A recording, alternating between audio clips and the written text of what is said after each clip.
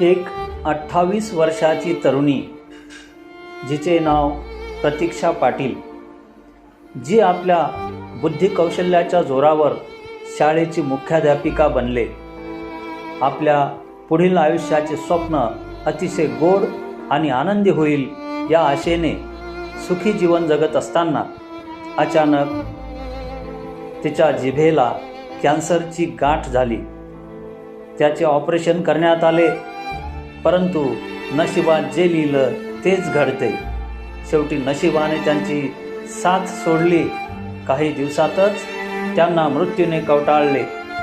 पण त्यांनी मृत्यूपूर्वी एक भावनिक पोस्ट लिहून सल्ला दिला व त्या म्हणाल्या, माझ्याकडे गाडी आहे, बंगला आहे, आर्थिक परिस्थिती खूप चांगली आहे, माझे पती क्लास 1 अधिकारी आहेत.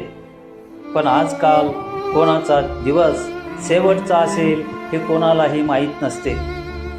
त्यामुळे जीवनात नेहमी आनंदी जगा. छोट्या छोट्या गोष्टीत आनंद माना. कुणाची तुलना कुणाशीही करू नका.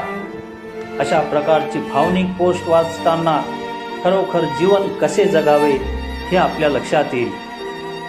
उद्याचा दिवस आपल्याला बघायला मिळतो की नाही हे कुणालाही आधीच सांगता येत नाही. त्यामुळे जीवनात नेहमी आनंदी जगा.